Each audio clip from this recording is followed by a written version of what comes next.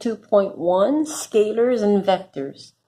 So in statics, we need to have a clear understanding of the difference between scalars and vectors. So we can learn about this difference by asking ourselves the following question. Is it possible to have a complete understanding of each of these quantities shown using only its magnitude? So let's take a look. So in terms of length, if I had said this sheet is 8.5 inches wide, you would definitely have a complete understanding of the width of the sheet, as well as the length of the sheet, which would be 11 inches. So yes, you would have a complete understanding of the length based upon its magnitude. In terms of time, if I had said 2 minutes have passed, you would have a very complete understanding of what I meant by that. So yes, time, using its magnitude, you have a complete understanding. In terms of mass, let's say this box of staples has a certain mass, regardless of its position, in terms of height, in terms of where it's at. If I said it weighed 500 grams, you would have a complete understanding of what I mean by the mass of this box. So again, this would be yes. Just by using the magnitude alone, each of these three quantities would give you a complete understanding. In terms of speed, let's say I travel from Johnstown and I go to Pittsburgh, and that's about 90 miles. And then I come back to Johnstown again. And I did this all in 3 hours. So I traveled a total of 180 miles in 3 hours, giving me 60 miles per hour. So if I told you I traveled 60 miles per hour, going from Johnstown to Pittsburgh and back, you'd have a clear understanding, a complete understanding of how fast I was traveling. So the answer to this would also be yes.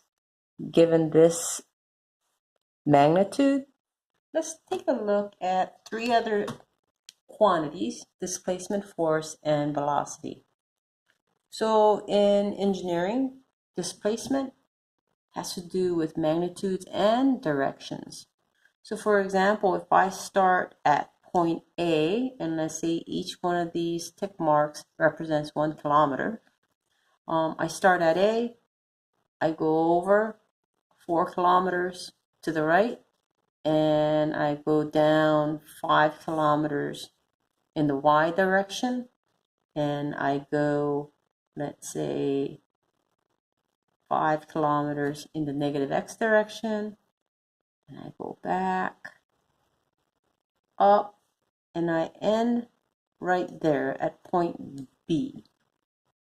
So in terms of displacement, it has to do with where I started and where I ended up. So that is my displacement. I went from A to B.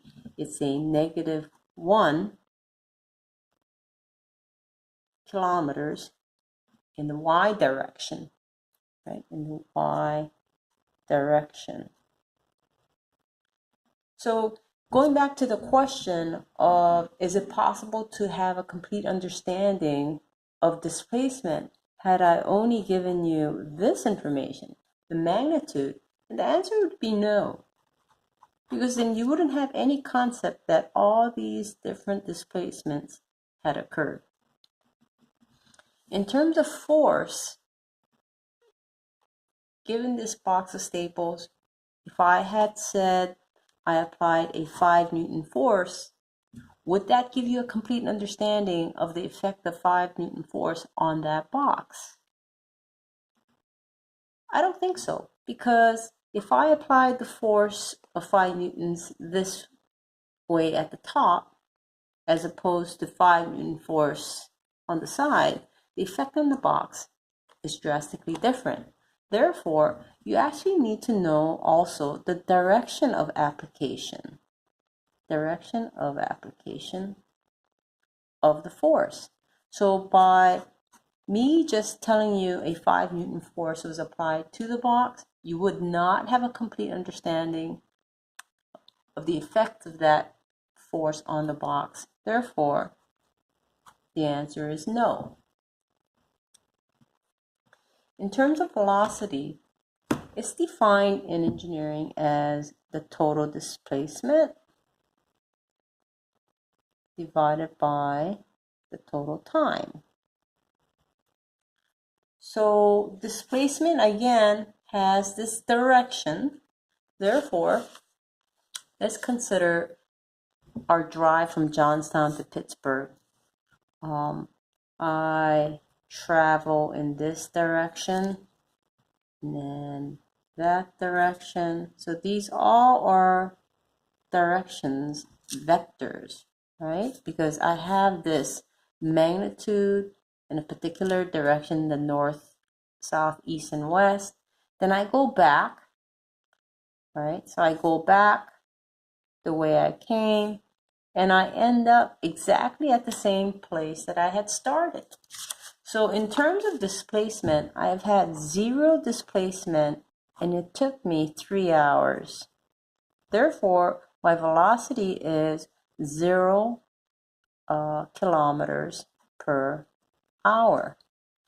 If I had only provided this magnitude to you, you wouldn't have a complete understanding of my travel. You wouldn't realize that I traveled in these directions. Therefore, the answer is no. You would not have a complete understanding.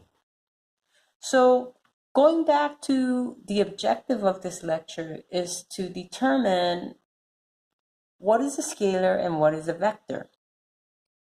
So if the answer to this question is a yes, it's a scalar. If the answer to that same question is a no, such as these quantities, then these would be considered vectors.